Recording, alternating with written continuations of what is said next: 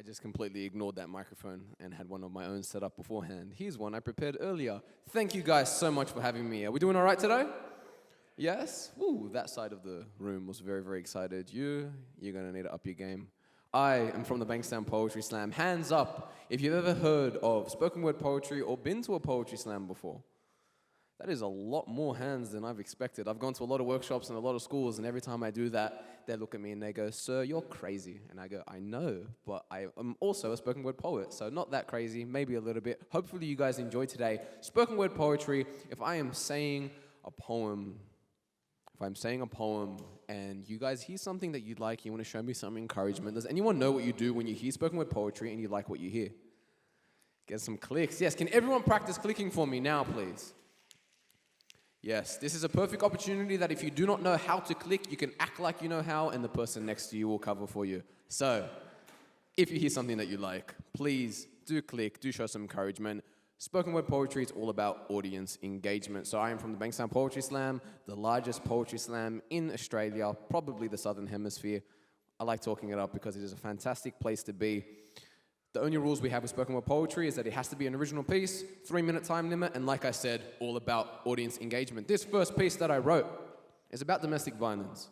And you would have heard in my introduction, I do a lot of workshops with young kids who have either experienced violence at home or have shown violent tendencies at school, in the classroom. They've been suspended again and again. We go in and work with those young boys.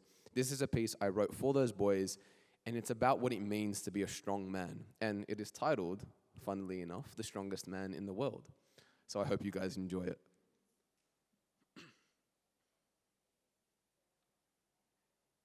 See me? I'm not a strong man. No. I met the strongest man in the world when I was 8 years old. He lifted me on his arm, and when I asked him how he did it, he said it was easy, that I hardly weighed a thing at all. Now, how could I make him soar when he was so big? And I stood near him and looked so small. See me? I'm not a strong man. No. I met the strongest man in the world when I was less than a minute old, and he didn't hold me then. Didn't parade in a long line of men in my life who would tell me when my wife showed me attitude that it was because of my failings as a husband. Those marching men, flailing and stunted, frightened. That having softened hearts would mean having a softened chest. But the strongest man in the world, he taught me best. Taught me ignore the rest and bore the zest out of life with your wife and take a carving knife to the modern, model, manly man. See me. I'm not a strong man. No. I met the strongest man in the world when I was less than a minute old, and he didn't hold me then. But he held my mum when she held me, and just us three felt lucky as could be. When I asked him later how he did it, he said it was easy. That we hardly weighed a thing at all. My father is not really a tall man, but he could draw you a floor plan to the house he'd build his children. He knows it like the back of his hand. He knows each room and where he would build them. He'd say, "Here, I'd put the sunroom for you kids to play, and if I could, I'd pull the sun and moon down every day so you could all say, 'Look how strong my dad is. My father is the kindest man in the world.'" He would say, "Here, I'd put the kitchen. And I'd build all the cupboards at waist height because you were all raised right, but at a raised height, I think your mum might have a hard time reaching. But I'd build her that kitchen so you could all never forget to mention, 'Look how strong my dad is. My father is the gentlest man in the world.'" He would say, "Here, I'd put the garden. And I could sit and watch from the yard when your mum's green thumb makes me numb, makes everyone else's green thumb seem dumb. I'd build her a garden and I'd sit there gardening every little thing she grew because she went and grew each and every one of you. My father is the strongest man in the world." And for me, strength is the hardest word in the world to define. Because if you look it up, there you'll find the quality or state of being physically strong. I met the strongest man in the world today. I asked him how his morning was, and he said that the cold makes his bones ache, but he never moans awake when he goes to take my little sister to school. So when she gets there, she can say, "I met the strongest man in the world today." But what she'll really say is, I met the kindest man in the world today. I met the gentlest man in the world today. I met the most respectful man in the world today. I got dropped off by my dad today. Thank you guys very much.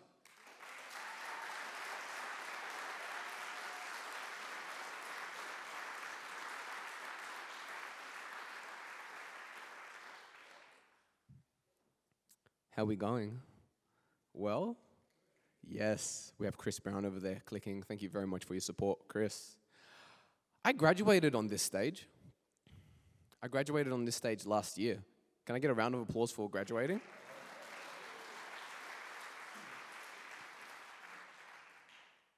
So the story that I love to tell about graduating is that I was walking across, and you know how you have everything pre-planned. You go in, you shake the guy's hand, you're really, really nervous, you grab your certificate that you worked on for 5 years straight, a piece of paper, and you walk off, and you're really excited. Well, me, being me, I walked up, and then there was like that rod there, you know, the one that it's like a rod of office, or whatever it is supposed to be. And I'm a child, so I touched it. And then the whole ceremony just stopped, and they went, "You're not getting your degree anymore." And I went, "Whoops." But then I did get my degree, and I'm here, so I'm very, very happy for Western Sydney University for giving me the opportunity to finish my degree and also for giving me that slight oversight during my graduation. I'm happy to be back in this room. I'm going to perform another piece for you guys, and it's a love poem. It is. It's going to be a love poem. Is that all right with you guys? Again, I get smiling faces over here. This side of the room, oh, wait, we got a thumbs up. Sweet. This is a love poem. Might get a little bit political. Should be okay. Hopefully you guys enjoy it. I found God. I found God in a pretty girl's smile today. And maybe it's blasphemy to say, rash of me the way I stash away the memory, to be revealed in later revelry how she could steal the very breath from me, made of death and enemy. My heartbeat drums incredibly, takes a seat and hums. Can't you see that this is the best it'll ever be? You see, what's best in life is always free, stitched in gold embroidery. God is not an abstract entity. He is the well of creativity, a filigreed cup of destiny, drawn pails filled up with beauty. That's a lot of rhyming. And into her mold, he folds stardust. And young lust, my chest must just go and bust open. Clock hands stand still, frozen. Hourglass sands fill until the glass is broken. Then time darts as my heart's rate dictates all rates and remembers dates. Like November 26th, I found God in a pretty girl's smile. And even though it's been a while, I haven't forgotten what it taught. That God is not what's bought, but found. Like in the sound of my nephew's voice. The first time he said my name, made that choice. He said, "Billy." And yeah, it's probably a little silly. But God, I didn't find you in a book. I found you in the time it took for him to take his first step, focus on his little face like each one was a bench rep or he was in a race. Feet, pitter, patter. You see, between scripture and him, I choose the latter. Because those small moments, more than religious stricture, they're what matter. You see, some find God in material wealth and thank ethereal deities of fast cars and credit cards for their continual health. Now, I don't claim to be the most pious. I don't sit atop my dais to preach, and whatever I teach might be a little biased, but at least for me, I see God when I make my father smile.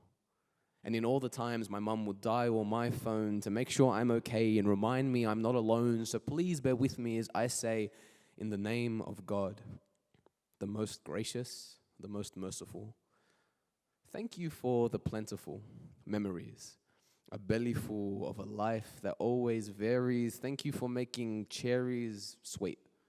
For all the people I'll ever meet and greet, thank you for the heat and the cold, but if I keep going, we'll all turn old and gray. But first, there's one quick story I want to say. It teaches that God is how we decide to live our lives. He's defined by our actions. He's in our every conversation and interaction. A warrior priest washed upon the shore of a neighboring kingdom, and he was taken prisoner and brought to the king. You see, the king feared that the warrior's people would attack his kingdom one day, so he took him on a tour of his fortress. He showed him its high walls and battlements and its military settlements. And in trying to impress on him his kingdom's might, he presented him with the breathtaking sight of his army, saying, each man would give his life for me, would stand to be cut down to the last. But all the while, the priest's eyes remained downcast. Shakily, the king regaled him of his kingdom's merit. He got each of his soldiers to swear by it. Of its securities and protections, he spoke about in length. He said, now you can return to your people and go teach them to fear us for our strength. The warrior priest, silent throughout, finally spoke. He said, I have but one question before I set about your task. And the king said, yes, what is it? Ask. And for the first time, the priest's eyes had risen. He said, good king, tell me, why is it you live in a prison?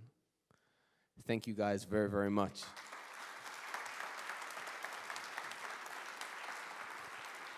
Thank you so much for having me. If you're interested in spoken word poetry, Bankstown Poetry Slam, last Tuesday of every month. I'm doing a quick plug. Check us out on Facebook. We would love to see your fantastic faces there. And congratulations on today. Thank you so much for letting us be a part of it.